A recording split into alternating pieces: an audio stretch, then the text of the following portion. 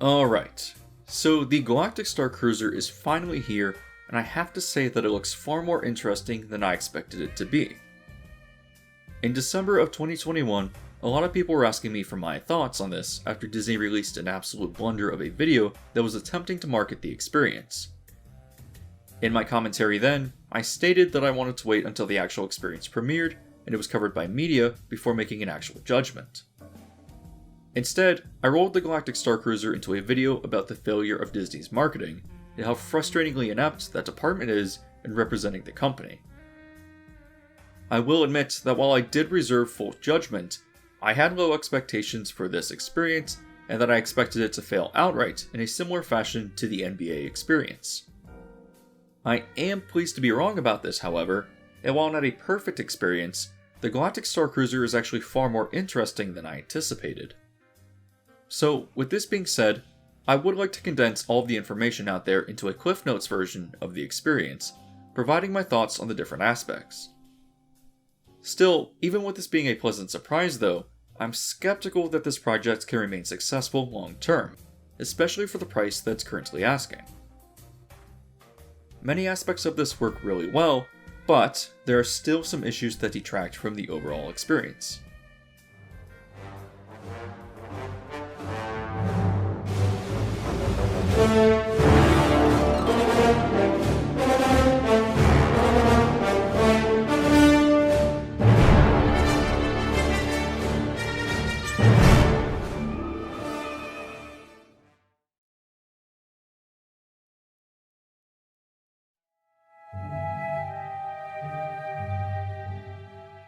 So, many people don't really understand what this experience entails, so let me cover that first. As you pull into the parking lot, your car is taken by a valet and parked for you as you enter a lobby area. This building works as a starport on Earth that will allow you to take a transport to the Starcruiser, known as the Halcyon. Once you're ready, your group will view an introduction video that explains a bit about how the Starcruiser is a story experience, and that whenever the alarm goes off throughout the ship, it signifies a story event where visitors should meet in the atrium.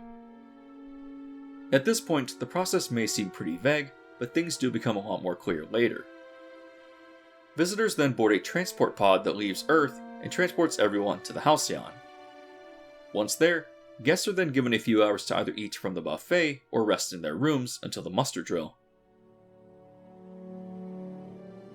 Once it's time for this, the briefing is very much in line with a drill on a cruise ship, establishing safety procedures in case of emergency. The briefing also informs guests on the different areas and amenities offered on the ship. From here, Captain Keevan is introduced, who welcomes the visitors and provides more exposition. One thing that I did notice was how the dialogue felt out of place in the Star Wars universe. It was less Star Wars and more ABC Family, which would be carried over to other interactions later. Out of nowhere, the presentation is interrupted by a few First Order stormtroopers and their leader, Lieutenant Croy. This sets up conflict for the story, in that they suspect that the ship is hiding sympathizers for the Resistance. Croy states that he and his stormtroopers will stay on board throughout the cruise to conduct their investigation. As he leaves, Keevan takes back over and welcomes everyone to the experience as the ship conveys traveling through hyperspace. At this point, waitstaff move around the atrium offering drinks, and various characters will walk around, interacting with each other and the visitors. Some are wearing pretty impressive makeup, and there's even a Rhodian musician that you can interact with. Depending on who you engage with, the characters will eventually split off to different parts of the ship for a variety of missions, inviting the visitors along with them. Throughout the course of the cruise, different major events occur, such as bridge training, which really just acts as a giant button-smashing video game. Moments like these are shallow, but do work to advance the story. For example, Captain Keevan enters at one point and enlists everyone there into a mission where the ship travels to save Chewbacca. This interactive minigame uses the training that visitors just learned to complete the mission. Afterwards, Chewbacca will roam the ship and play a part in the story missions. This even includes running around during dinner, which doesn't just have live entertainment, but will have story-critical events happen as well.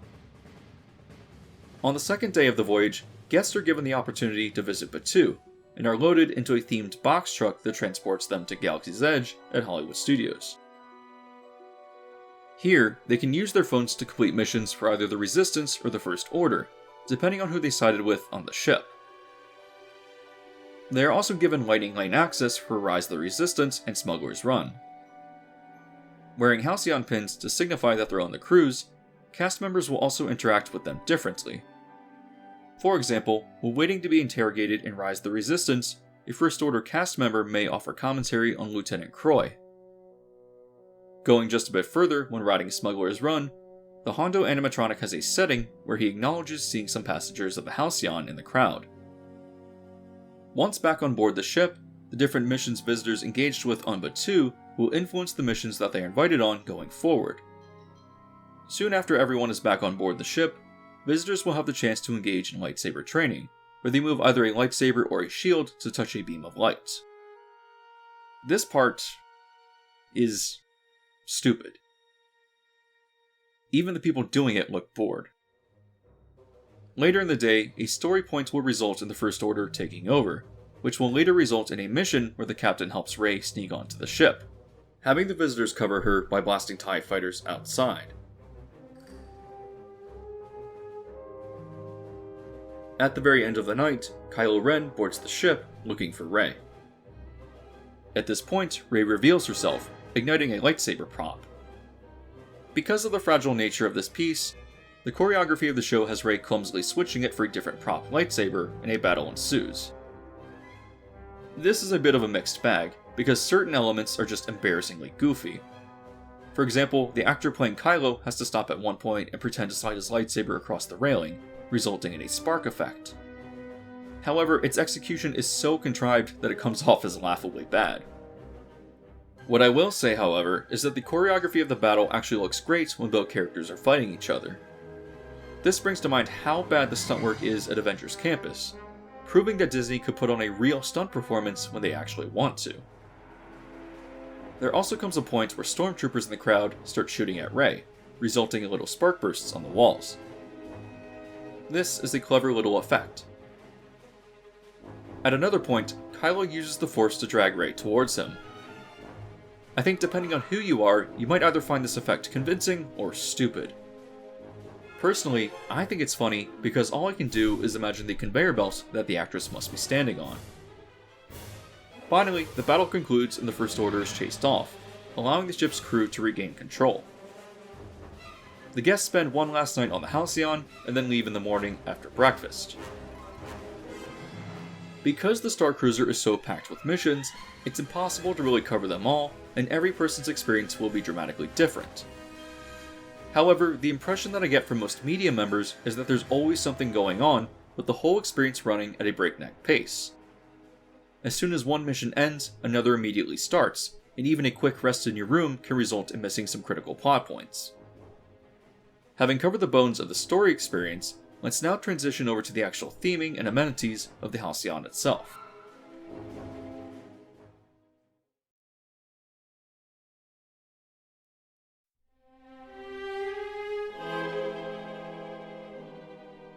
The first thing I would like to note is again how poorly Disney marketed this experience. People lost their minds when Disney showed off the aesthetic of the ship because it just doesn't look like something that fits Star Wars. However, seeing it through the context of the whole experience, it seems very much like it fits. The rooms themselves are quite barren, but that design makes sense for the sleeker side of Star Wars. It very much reminds me of Cloud City, so the theming issues that appeared to be throughout the ship are not actually present. In fact, while the ship may feel sterile in certain areas, there are also a variety of distinct rooms that missions take place in, offering a lot of aesthetic variety. Many of these rooms even have interactive elements during the missions, and while they're still shallow experiences just like the bridge training, at least it's accessible to all demographics, ranging from small children to the elderly. The rooms themselves are also pretty neat, with the window into space helping to relieve any sense of claustrophobia. At least, that's the impression that I get from video.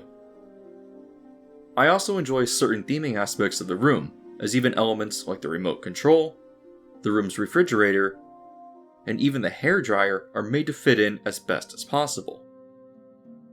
All of the rooms also come equipped with a console that allows you to interact with a droid on the ship, acting as your guide in that it can answer questions and will respond to events that have happened, keeping you up to speed on certain plot points if you miss them. Judging from video, I'm impressed with how varied and flexible its responses can be. The food on the ship is also plentiful, with the main dining room offering a large selection of different dishes and never serving the same thing, even for the same meal on different days. Dinner on the first night also includes entertainment from a galactic pop star named Gaia, who spends a fair amount of time performing. The music isn't bad per se, but it definitely feels like it doesn't fit into the Star Wars universe, and her performance is just as awkward as the marketing made it out to be. The food options throughout the meals also seem pretty interesting in presentation, though they are for the most part pretty familiar to the American diet, utilizing common ingredients and oftentimes just using a lot of food coloring. I've also heard that the food ranges from okay to good, and I even saw one report that noted that the excessive use of food coloring resulted in a few too many trips to the bathroom. With plot points happening at a breakneck pace, who has time to keep running to the toilet as their body attempts to process blue dye number 2?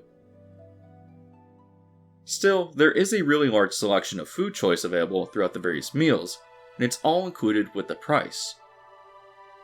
For a more adult audience, there is also the Sublight Lounge, which serves Star Wars-inspired cocktails in small plates.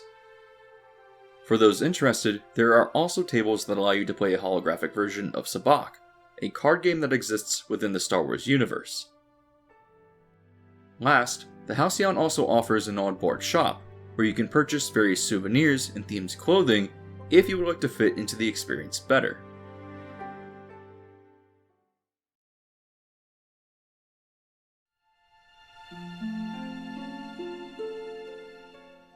The Galactic Starcruiser, while a mixed experience, is overall a positive one.